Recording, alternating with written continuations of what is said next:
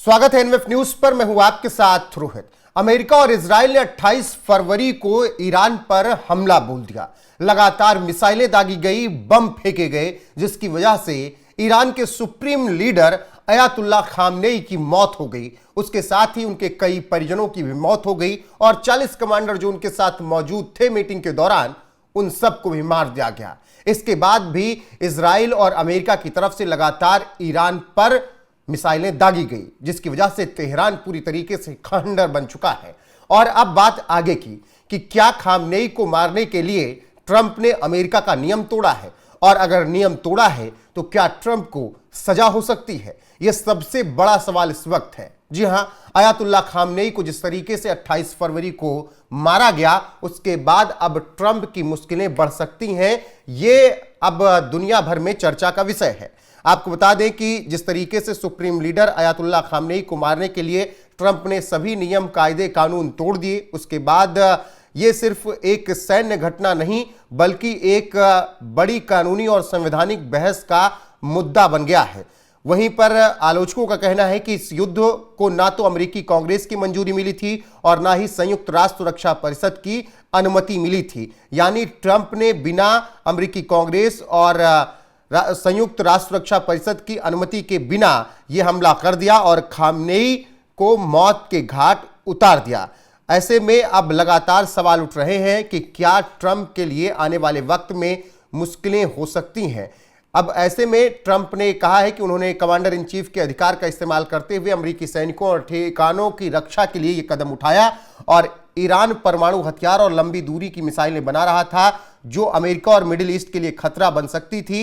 इसीलिए हमने इन सब चीजों को देखते हुए खामनेई को एलिमिनेट किया और खामनेई का मारा जाना बेहद जरूरी था। तो ट्रंप अभी से ही दलीलें दे रहे हैं, अभी से ही सफाई दे रहे हैं और बता रहे हैं कि उन्होंने कुछ गलत नहीं किया है। लेकिन सवाल वही है कि ट्रंप ने जो कानून तोड़े हैं, क्या उसके तहत ट्रंप को सजा हो सकती है? कौन सा है वो कानून? क्या नियम थे अमेरिका के? क्या सीआईए को आदेश दिया गया था और क्या उन्हीं नियमों को तोड़ा है ट्रंप ने? चलिए पहले आपको 1979 का नियम बता देते हैं कि क्या कुछ बना था, जो आदेश था। 1970 के दशक में चर्च कमेटी की जांच में यह तथ्य सामने आया कि सीआईए ने कोल्ड वार के दौरान कुछ विदेशी नेताओं की हत्या की साजिशों में भूमिका निभाई थी, और इसके बाद ही इन सब बातों को लेकर चर्चा होने लगी कि सीआईए को दूसरे देशों में जाने से रोकना होगा। 1979 में तत्कालीन राष्ट्रपति जेराल्ड फोर्ड ने एक आदेश जारी किया। बाद में यह एग्जीक्यूटिव ऑर्डर 12333 का हिस्सा बन गया और यहीं पर यह सख्त नियम बनाया गया।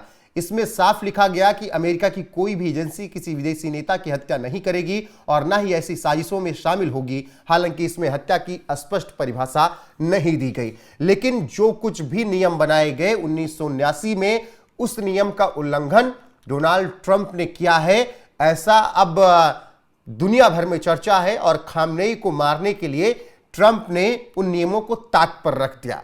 अब आगे क्या कुछ है वो आपको बता देते हैं कि किस तरीके से मुश्किलें बढ़ सकती हैं। और अब जब ट्रंप दलीलें दे रहे हैं इन सब चीजों को लेकर, तब फिर परेशानियां ट्रंप की बढ़ रही हैं, यह समझ में आ रहा है। संयुक्त राष्ट्र चार्टर के अनुसार कोई भी देश दूसरे देश की जमीन पर बल प्रयोग नहीं कर सकता जब तक कि वो आत्मरक्षा में ना हो या सुरक्षा परिषद की अनुमति ना हो। कानूनी विशेषज्ञ बताते हैं कि अगर मूल हमला ही संयुक्त राष्ट्र चार्टर का उल्लंघन था तो उसके तहत की गई हत्या भी अवैध मानी जाएगी। किसी देश को अवैध तरीके से युद्ध शुरू कर बाद में उसे सही ठहराने का अधिकार किसी को नहीं है, जो ट्रंप कर रहे हैं। वहीं जिस तरीके से 1973 के वार पावर एक्ट के बाद बड़े युद्धों के लिए आमतौर पर अमेरिकी कांग्रेस की मंजूरी ली गई, अब इस जंग में वो मंजूरी नहीं ली गई। आपको बता दें कि 1973 के बाद पर्शियन गल्फ युद्ध और इराक युद्ध, ईरान के खिलाफ ये कार्रवाई उस कानून के बाद की सबसे बड़ी एक तरफा सैन्य कार्रवाई मानी जा रही है। 2020 में ट्रंप ने इराक में एयर स्ट्राइक कर ईरानी जनरल कासिम सुलेमानी को ही मार गिराया था। उस समय जस्टिस डिपार्टमेंट के एक मेमो में उस कार्रवाई को सही ठहराया गया था, लेकिन उसमें हत्या पर लगे प्रतिबंध का साफ जिक्र नहीं था। अब सवाल यह है कि अगर एग्जीक्यूटिव ऑर्डर 1233 का उल्लंघन साबित होगा तो क्या ट्रंप को सजा होगी? आमतौर पर ऐसे मामलों में आपराधिक सजा से ज्यादा राजनीतिक और संवैधानिक विवाद होता है। यानी ट्रंप को राजनीतिक सजा हो सकती है ये खबरें इस वक्त निकलकर सामने आ रही हैं और ऐसे में न्यूयॉर्क टाइम की रिपोर्ट के मुताबिक अब ट्रंप की मुश्किलें और ज्यादा बढ़ रही हैं। न्यूयॉर्क टाइम की रिपोर्ट क्या है वो भी आपको बता देते हैं कि किस तरीके से ट्रंप आने वाले वक्त में मुश्किलों में फंस सकते हैं। दिखाएगा न्यूयॉर्क टाइम की ये रिपोर्ट है, खामनेई की हत्या इस आदेश का उल्लंघन है जो हमने आपको बताया, जो चार्टर बनाया गया था 12333 के से एग्जीक्यूटिव ऑर्डर जो था, और ऐसे में खामनेई की हत्या इस आदेश का उल्लंघन हो सकती है। रिपोर्ट कहती है कि CIA खामनेई की गतिविधियों पर नजर रख रही थी और CIA ने ही खामनेई की हत्या करवाई। CIA ने खामनेई की लोकेशन इजराइल को दी, इजराइल ने उसी जानकारी के आधार पर हमला किया। अब ऐसे में अगर CIA की संलिप्तता पाई जाती है तो फिर अमेरिका मुश्किल में होगा। अगर यह सही साबित होता है कि CIA ने ही लोकेशन दी तो अमेरिका भी कानूनी रूप से जिम्मेदार इस पूरे युद्ध में माना जाएगा, खामनेई की हत्या में माना जा सकता है, क्योंकि उसने हमले में मदद की और ट्रंप की मुश्किलें इसके बाद बढ़ सकती हैं। लेकिन ट्रंप को ऐसा नहीं है कि कोई सजा होगी, जेल हो जाएगा।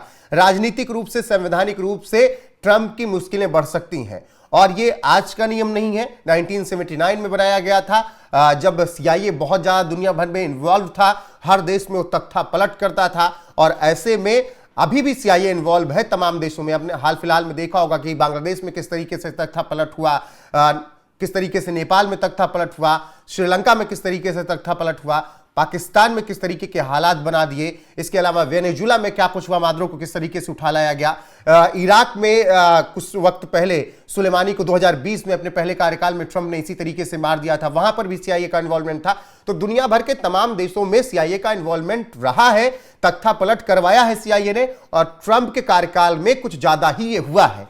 तो ऐसे में अब सवाल ये कि क्या ट्रंप ने आयतुल्लाह खामनेई को मारने के लिए 1969 के एग्जीक्यूटिव ऑर्डर 1233 के आदेश का उल्लंघन कर दिया है, और अगर आदेश का उल्लंघन किया है ट्रंप ने तो क्या फिर उनको सजा होगी, ये सबसे बड़ा सवाल है। अब देखना होगा कि इन सवालों के जवाब कब मिल पाते हैं, क्योंकि ट्रंप जिस तरीके से ना वहां के सुप्रीम कोर्ट को मानने को तैयार होते हैं, टैरिफ अपनी मर्जी से लगा देते हैं, ना दुनिया के और नेताओं को सुनने के लिए तैयार होते हैं, अपनी मनमर्जी कर रहे हैं, तो क्या वो एग्जीक्यूटिव ऑर्डर 1233 के नियम और आदेश को भी फाड़ कर फेंक देंगे?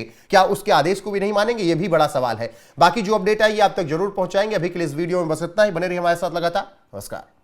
So look, the United States conducted this operation with a very clear goal in mind. I haven't got a chance to see a lot of reporting. I don't understand what the confusion is. Let me explain it to you, and I'll do it once again as clearly as possible. Perhaps you'll report it that way. The United States is conducting an operation to eliminate the threat of Iran's short-range ballistic missiles and the threat posed by their Navy, particularly to naval assets. That is what it is focused on doing right now, and it's doing quite successfully. I'll leave it to the Pentagon and the Department of War to discuss the tactics behind that and the progress that's being made. That is the clear objective of this mission.